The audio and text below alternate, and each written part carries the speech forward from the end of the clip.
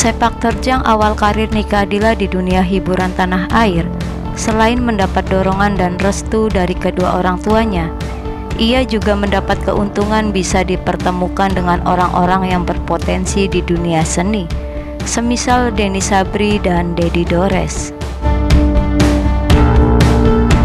Mulanya Nike Ardilla hanya ingin seperti Nicky Astria, tapi produser tidak setuju ia menjadi Astrina. Pilihan Ardilla ternyata membawa hoki ketika pertama kali ia nongol di pentas musik Indonesia. Hampir tidak ada orang yang menduga Nike Ardilla bakal bisa sepopuler ini. Banyak orang juga para pengamat musik menganggap Nike Ardilla hanyalah satu dari sekian pendatang baru yang tidak memiliki modal dasar sebagai penyanyi, seperti materi vokal dan teknik menyanyi yang benar, kecuali tampangnya yang memang menawan.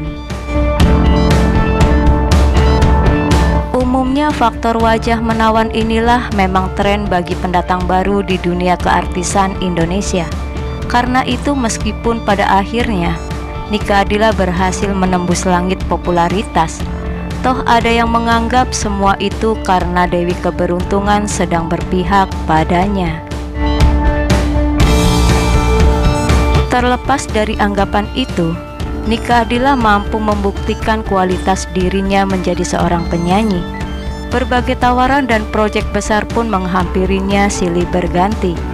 Namun tidak semua tawaran yang datang itu bisa Nike Ardilla terima begitu saja. Setidaknya ada 2 tawaran besar yang menghampiri Nike Ardilla. Namun sayangnya Nike Ardilla menolaknya. Dan inilah 2 proyek terbesar Nike Ardilla yang pernah ditolaknya. Berikut ulasan selengkapnya. Kisah tentang Nike Ardilla dan Poppy Mercury is back.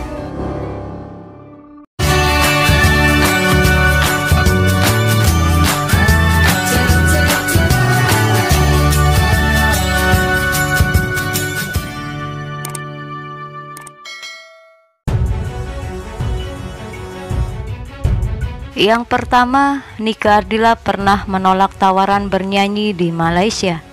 Begini ceritanya. Denny Sabri, seorang penemu bakat Nike Ardilla, mengatakan, Nike Ardilla memulai karirnya sebagai penyanyi dengan honor Rp200.000 pada tahun 1988. Honor tersebut kemudian melejit menjadi Rp5 juta untuk sekali manggung. Pada tahun 1995, Nike Ardilla bahkan mendapat honor Rp50–75 juta untuk rekaman satu kaset yang berisi 10 lagu. Setahu saya, Nike Ardilla pernah melakukan 20 kali pertunjukan selama 1 bulan, kata Denny Sabri. Bicara soal honor manggung Nike Ardilla, ada satu cerita lucu saat Nike Ardilla mendapat tawaran manggung di Malaysia. Begini ceritanya. Uang bukanlah segalanya. Setidaknya sikap itulah yang muncul dari penyanyi muda belia Nike Ardilla ketika menolak tawaran promotor dan penemu bakatnya Denny Sabri. Nike Ardilla diminta menjadi bintang tamu pada duel meet kelompok Wings Dancers di Kuala Lumpur, Malaysia pada tahun 1991. Konon, Nike Ardilla ditawar Rp15 juta untuk sekali tampil. Namun Nike Ardilla tidak kurang akal. Nike Ardilla menolak secara halus dengan memasang tarif Rp30 juta. Sudah, terima saja. Kapan lagi ada kesempatan, ujar ayahnya.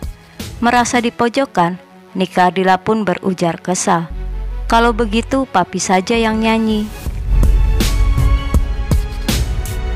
Akhirnya gadis yang usianya belum genap 16 tahun itu puas mengisi acara di sebuah klub malam di kota Bandung.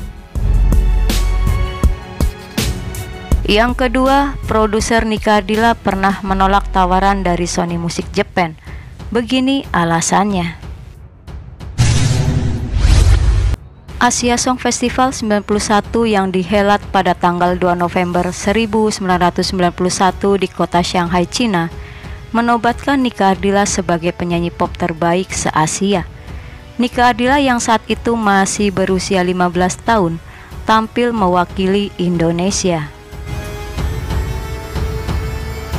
Asia Song Festival adalah lomba nyanyi remaja yang di negaranya masing-masing terkategorikan terbaik. Nika Ardila mewakili Indonesia dapat runner-up dalam Asia Song Festival 91 di Shanghai, Cina. Juara 1 diraih oleh tuan rumah Cina. Kondisi Nika Ardila saat itu sedang lelah sekali sehabis pulang dari Amerika karena dapat hadiah dari BASF dan langsung ke Malaysia untuk promo album barunya yaitu Matahariku. Baru 2 hari pulang ke Indonesia, Nika Ardila langsung berangkat ke Shanghai, Cina untuk mengikuti lomba. Selain membawakan lagu Star of Life atau lagu Bintang Kehidupan dalam versi bahasa Inggris, Nika Ardila juga membawakan lagu Bengawan Solo milik Gesang. Saat ikut festival ini, usia Nika Ardila baru 15 tahun. Sebagai juara, Nika Ardila menerima hadiah berupa piala, piagam, dan sejumlah uang tunai. Bukan itu saja, Nika Ardila juga sempat ditawar seorang talent scout atau pencari bakat dari Sony Music Japan untuk berkarir di Jepang dan dipromosikan secara internasional. Tapi sayang, Nika Ardila tidak bisa menerima tawaran itu karena sudah terikat kontrak album dengan Musik Plus Indonesia dan harus menyelesaikan kontrak film dan sinetron yang sudah terjadwal. Tawaran itu juga tidak direspon oleh produsernya karena tidak mau melepas artis yang menjadi tembang emasnya. Ini jadi bukti bahwa semasa hidupnya Nika Ardila bisa saja go internasional tanpa harus ambisius, mencoba berbagai cara agar bisa diterima oleh label. Tapi label itu sendiri yang datang mencari Nika Ardila karena Nika Ardila dinilai benar-benar berbakat. Nika Ardila namanya kian menanjak hingga mencapai taraf internasional. Dengan diraihnya BASF Award, Nika Ardila dapat kesempatan melalang buana ke Jerman Barat hingga Prancis, Austria, London, dan Belanda. Nika Ardila pun pernah berujar, "Tahun ini juga milik saya," begitu ujar Mojang Parahyangan ini. Keberhasilan albumnya membawanya keliling Amerika mulai 4-19 Oktober tahun 1991. Memang, yang namanya keberuntungan tidak dapat diketahui kapan munculnya. Begitu pula bagi gadis cantik yang dapat tawaran menggiurkan bertubi-tubi. Karena sudah menjalin kontrak dengan Polygram Record sampai tahun 1993, tawaran dari Sony Tokyo yang mengorbitkan Michael Jackson dan Madonna hingga menjadi penyanyi top dunia memang patut disayangkan. Namun Nika Ardila yakin bahwa nanti akan juga sampai ke sana, dan memang hanya Nika Ardila yang dapat tawaran dari Sony Tokyo dari sederet artis penyanyi Indonesia.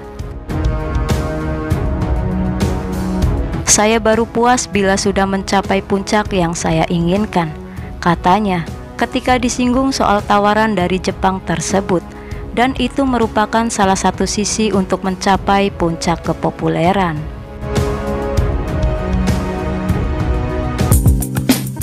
Semoga ulasan ini bisa menambah informasi dan selalu bermanfaat. Lebih banyak tahu lebih banyak.